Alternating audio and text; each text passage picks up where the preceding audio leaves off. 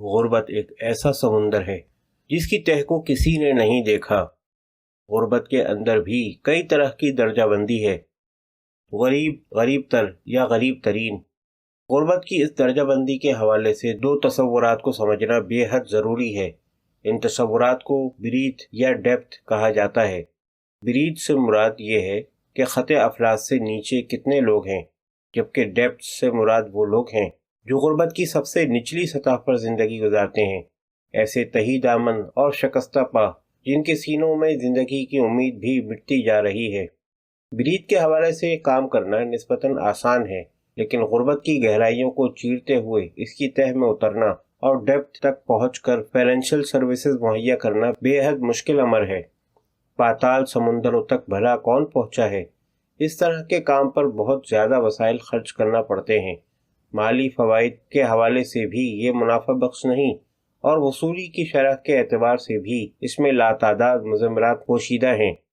خط افلاس سے عین متصل لوگ جلد منظم ہو جاتے ہیں، ان کی سمجھ بوجھ، استعداد کار اور قرض کی گنجائش زیادہ ہوتی ہے۔ نسبتاً بڑا قرضہ دینے کی وجہ سے اوسط اخراجات بھی کم رہتے ہیں۔ جو مائکرو فائنانس ادارے مالی استحکام کی فکر میں ہوں، انہیں ڈیپتھ سے عموماً صرف نظر کرنا پڑتا ہے۔ کچھ لوگوں کا خیال یہ بھی ہے کہ ڈیپتھ اور بریتھ کی تقسیم ہی بے معنی ہے، کہ ایک جتنا بڑا ہوگا، مستفید ہونے والوں کی تعداد بھی اتنی ہی زیادہ ہوگی۔ غربت کے خاتمے کے لیے ترتیب دیے گئے پروگرام بھی رفتہ رفتہ انتہائی نچلی سطح تک سرایت کرنا شروع کر دیتے ہیں۔ تاہم وسائل کے فقدان کے پیش نظر بریتھ اور ڈیپتھ کے فوائد اور نقصانات کو ہمیشہ مد نظر رکھنا چاہیے۔ غریب اور غریب تر افراد کے ساتھ ساتھ غریب ترین افراد کی بہبود بھی انتہائی ضروری امر ہے۔ 1400 سال پہلے ایک حکمران نے کہا تھا کہ کسی دریا کے کنارے اگر ایک کتا بھی بھوک سے مرتا ہے تو یہ گناہ بھی اسی کے نامہ اعمال میں درج ہوگا۔ کیا آج کا انسان کتوں سے بھی بدتر سلوک کا مستحق ہے؟ کسان کریڈٹ۔ پاکستان اپنے دیہاتوں میں بستا ہے۔ ملک کے مشہور ادیب اور شاعر احمد ندیم قاسمی نے یہ بات آج سے بہت سال پہلے کہی، لیکن اس حقیقت سے آج بھی کسی کو انکار نہیں۔ اس وقت بھی ہماری 67% آبادی دیہاتوں میں بستی ہے۔ دیہاتوں میں رہنے کا مطلب بدترین غربت اور محرومی کا شکار ہونا ہے۔ نہ رسل و رسائل کے ذرائع، نہ آمد و رفت کی سہولتیں، نہ صحت عامہ کے مراکز، نہ پینے کا صاف پانی، نہ نکاسی آب کی اسکیمیں، نہ تعلیم کے لیے درسگاہیں۔ بڑھتی ہوئی آبادی کے بے ہنگم پھیلاؤ نے دیہاتوں کا بچا کچا حسن بھی چھین لیا ہے۔ وہ اطمینان، سکون اور سادگی بھی باقی نہیں رہی جو کبھی اس زندگی کا اثاثہ تھی۔ تعصب اور جہالت کے آغوش میں لپٹی اس زندگی پر غربت کا تازیانہ اس طرح برستا ہے کہ لوگ بلک اٹھتے ہیں۔ ان دیہاتوں کی پسماندگی کی بہت سی وجوہات ہیں۔ ان میں سے ایک وجہ مالیاتی سہولتوں کا فقدان بھی ہے۔ زرعی ترقیاتی بینک، کمرشل بینک اور کوآپریٹو کے محکمے کسانوں کو قرضوں کی سہولت مہیا کرتے ہیں، لیکن ان قرضوں تک رسائی صرف بڑے زمینداروں کی ہوتی ہے۔ زراعت کے نام پر حاصل کیا ہوا یہ قرضہ زراعت پر کم اور سماجی ضرورتوں پر زیادہ صرف ہوتا ہے۔ پچھلے 5 سالوں سے اس قرضے کی سالانہ رقم 40 ارب کے لگ بھگ ہے۔ اتنی رقم کا کچھ حصہ چھوٹے کسانوں تک بھی پہنچتا تو یقیناً بہتر نتائج نکل سکتے تھے، لیکن ایسا نہیں ہوا۔ زرعی بینک کے 1 ونڈو آپریشن سے 2 یا 3 ایکڑ کے مالک کو ابھی تک کوئی فائدہ نہیں ہوا۔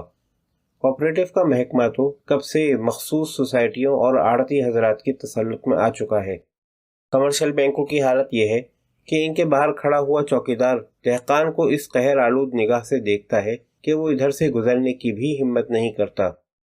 چھوٹا کسان جس کا رقبہ ایکڑوں میں نہیں بلکہ کنالوں میں ہے اور جو حصے اور بٹائی پہ کاشت کرتا ہے، وہ زرعی مداخل کے حصول کے لیے کون سا دروازہ کھٹکھٹانے جائے؟ یہی وہ لوگ ہیں جنہوں نے rural support programme network سے سب سے زیادہ فائدہ اٹھایا۔ دیہاتی علاقوں میں رورل سپورٹ پروگرام کی وجہ سے یہ لوگ بڑے شوق سے منظم ہوئے۔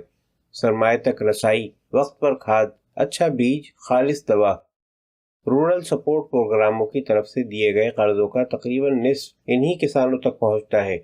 زراعت کا انجن اگر معیشت کی گاڑی کو کھینچتا ہے تو رورل سپورٹ پروگرام آہستہ آہستہ اس انجن کا ایندھن بننے لگے ہیں۔ تضادات۔ مائکرو کریڈٹ کی فراہمی نے بہت سے تضادات کو بھی جنم دیا ہے۔ بعض لوگوں کا خیال ہے کہ مائکرو کریڈٹ ایک ایسی سوچی سمجھی سازش ہے جس کے ذریعے غریبوں کے دل و دماغ میں سرمایہ دارانہ نظام کے بیج بوئے جا رہے ہیں۔ بائیں بازو کے ایک پروفیسر کا کہنا ہے کہ مائکرو کریڈٹ ایک بڑے معاشی انقلاب کو روکنے کی کوشش ہے۔ چھوٹے چھوٹے قرضے افیون کی طرح ہیں جن کا مقصد غریبوں کو نشے کی اس لت کا عادی بنانا ہے تاکہ کسی سیاسی تحریک کا خیال بھی ان کے قریب سے نہ پھٹک سکے۔ یہ قرضے غریبوں کے اندر بغاوت کے شعلوں کو ہمیشہ کے لیے سرد کر دیں گے۔ محتاجی کا یہ بندھن انہیں کہیں کا نہ چھوڑے گا۔ مذہبی رہنماؤں نے اس تحریک کو اور ہی انداز سے دیکھا۔ ان کا کہنا تھا کہ چھوٹے قرضے مقامی تہذیب و ثقافت اور مذہب کی تباہی کا باعث بنیں گے۔ خواتین کو ان قرضوں سے آزادی کی جو نوید ملی وہ خاص طور پر تنقید کا نشانہ بنی۔ ان کی خود مختاری کو بے راہ روی اور بغاوت کا نام دیا گیا۔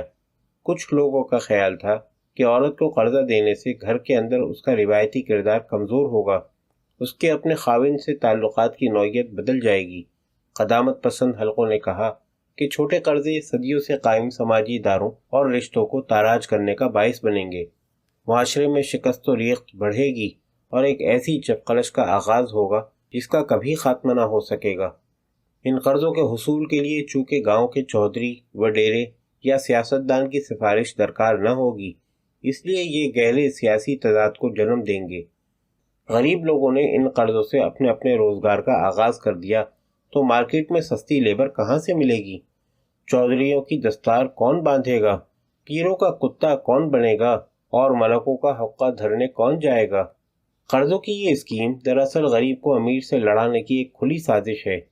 بات صرف اتنی سی ہے کہ ایک غریب گھرانے کو اپنے پاؤں پر کھڑا ہونے کے لیے چند روپے بطور قرض ملنا چاہیے یا نہیں۔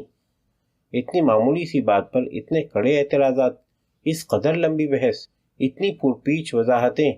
کہیں ایسا تو نہیں کہ ہم غریب کو ہمیشہ کے لیے غریب ہی رکھنا چاہتے ہیں؟